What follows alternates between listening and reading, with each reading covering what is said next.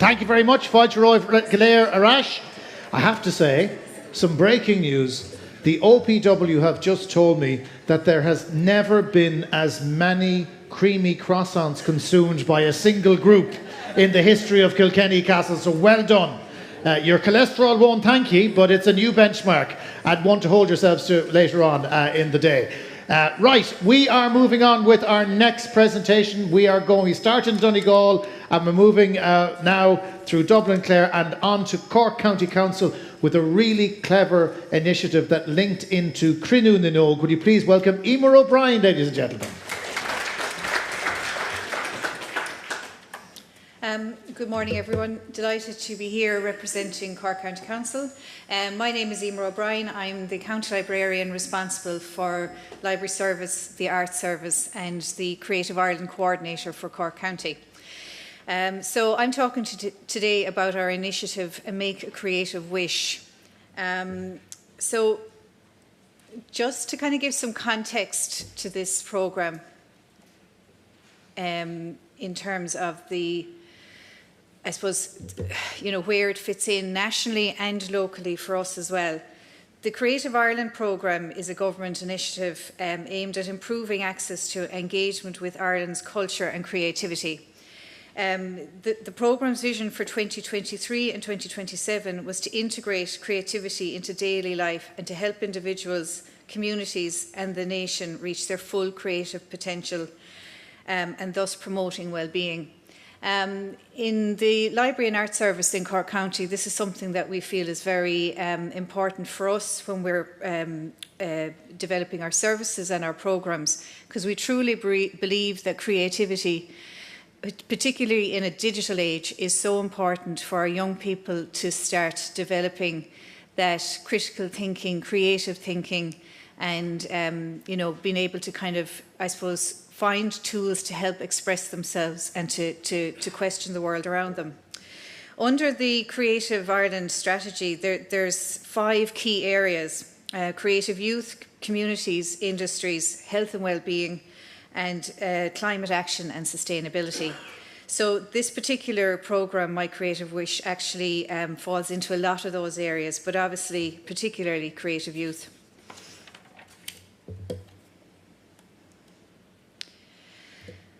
In Cork County, the corporate plan up until 2024, it has a number of themes that really support this direction that we have with this programme. So the strategic theme of our people, our strong inclusive communities and our service quality, we really kind of leaned into when we were looking at the approach to the Crinú na nÓg over the last few years. As you can see there, it points at participation and engagement and diversity and quality, social, physical, mental health, and the potential of our communities through creativity, and the importance that is something that everybody can link into, no matter where they're living within the county or what their circumstances are.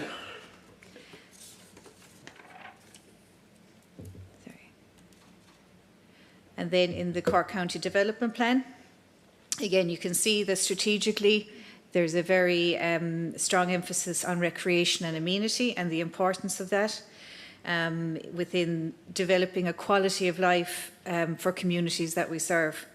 And there as well also the arts service is particularly mentioned in terms of providing an important social benefit. I suppose again, it is hard to quantify and it's actually stated here, but it's the linking in with the communities, whether it's through the schools, older people, communities or marginalised groups.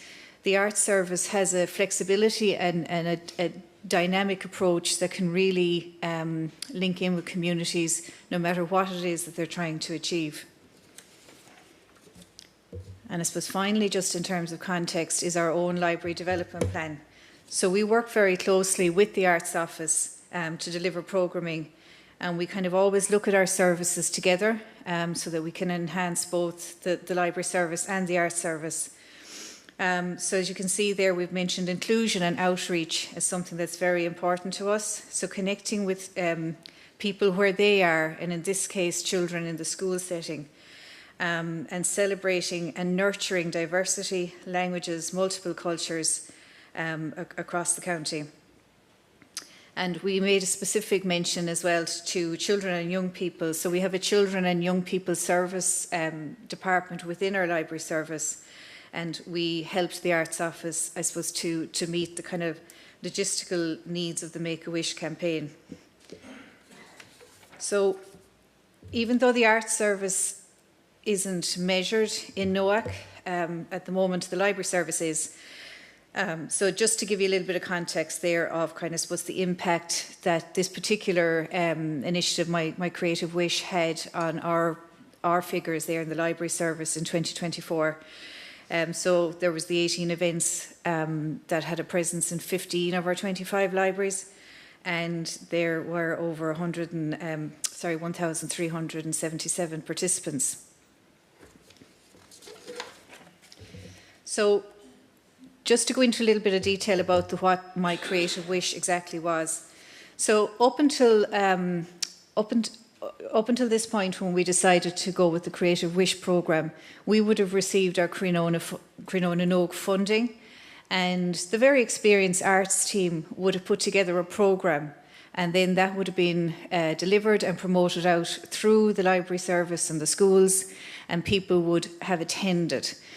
I have to give great credit to the community engagement officer for Creative Ireland and Cork County.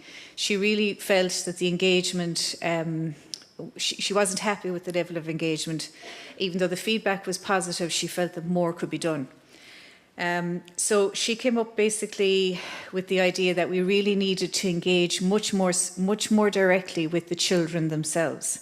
So what this is really about is being a completely child-led and a child-focused programme, focusing very much on asking them directly what do they want from a creative point of view, and then trying to find a way of delivering that to them. So we did it it was a pilot initially, and then we rolled it out completely last year. And it was quite a leap of faith, because you have a lot of control when you're programming something yourself and you roll it out and you have your partners. But to take that step back and go back to the participants and really put it out there to them, not knowing exactly what they were going to come back with, what level of engagement there might be, it took quite a bit of bravery, but it was well worth it, as you can see. So just in terms of the process. So we created a branding for the programme, and we pushed it out through our contacts in schools and in local youth reach centres and all our other partners within our communities, and basically kind of explained to the leaders what the programme was about and how we wanted to engage truly with the children and what they were looking for. And then we had a pack for the children themselves, which was kind of designed in a very child-friendly way, so that they weren't filling in a kind of a bland form. It was very colourful. It was very kind of age-appropriate, and allowed them, even if they didn't want to explain what it was they wanted to do, they could just draw a picture of it or something like that. Whatever way they felt they could express what their wish was. So in total, we got 700 submissions, which we received from 36 schools. Which, as you can imagine, reflected quite a wide variety. So from these, then the team assessed them, and there were 17 winning submissions were selected to participate in the programme, which was a series of 6 weeks workshops, which were delivered in a mixture of libraries and schools across the county. And then in addition to that, 13 runners-up were awarded 4 tickets each to attend taster workshops hosted in their local libraries in the area that they had mentioned. I suppose what was interesting about this was working together with the Arts Office and the Culture team. We were able to look at the submissions and really add value to services we already had. a lot of the interest in it was in around music. And in Cork County Library Service, we have a musical instrument lending service. So we were able to kind of, add a lot of value into that. We also have a lot of children's book clubs and writers groups. So a lot of it was around that area. So we really tried to kind of bring all the resources together once we had the submissions in. So essentially, this child-led nature of the programme contributed to 450% increase in participation compared to the previous year. This is very important to us because Croonún and Óg is funded on a county basis, not per population. So we have to find as many innovative ways as possible to make sure that the money is being spent for as many people as possible and stretching as far as we can. So we're really, really happy with that. I suppose moreover as well, the model really did lead to a much more meaningful engagement because we really felt it did reflect directly the interests and the creative passions of the participants. And I was there the day that we brought the 17 winning participants into County Hall in Cork, and we had their matched facilitators with them, and they got to spend the morning with them, whether it was a writer or a musician or a playwright or a dress designer or whatever it was. So they got to spend their time with them. And I think what was really important here was that then their school got their 6-week workshop. So sometimes the school team goes off and they win a match and they come home with a medal and everyone's celebrating. So this was a way of celebrating creativity in children, so that the creative, I suppose, ambitions of one particular child were then celebrated by the whole class and the whole school as well. And I think we do believe, looking at media, that the public awareness generally of the Croonún and Óg programme locally saw a notable increase. So just very briefly there, these are some of the activities that the children came up with. So a huge variety, as you see, from animation to drama, design, filmmaking and songwriting. So we were delighted to see the range. And some of them are quite traditional, like, crochet and drawing, but then there's the newer ones like animation and circus and visual arts as well. Access and inclusion was very important for us because we wanted to make sure that all children were able to be involved in this programme. So we worked very closely with, as I said, our partners on that.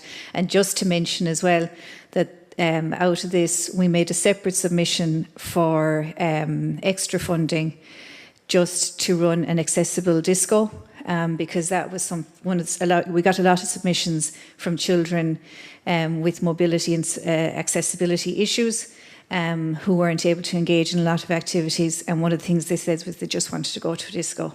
So we got extra money for that, and we ran a disco at that, and that was great fun. And just to show there, obviously, we adhere to all the various child protection and safeguarding rules, and you can see the Creative Wish packs there, so they're very child friendly. And I suppose, look, just finally, in wrap up, ultimately, we believe that a child-led approach, as in with any customer service, the customer is key. And the customer approach has definitely, it is a lot more work, but it's also a lot more engaging, and I think the outcomes are a lot more impactful. So, thank you very much. Thank you, Emer. Thank you, Emer. I love coming to events like this because it reminds me of the breadth of responsibility that local authorities actually have. And if you were to set out when you're establishing the state yet again, we're going to give them things like planning and roads, tree responsibilities, and then we'll give them libraries, and we'll give them arts, and we'll give them culture and tourism as well. And for no reason other than the fact that people working in those buildings actually care enough, it all works because ultimately you're serving your communities. That's really good, and it's fantastic to see that, the hard stuff and the soft stuff can coalesce within one organisation for the betterment of everybody.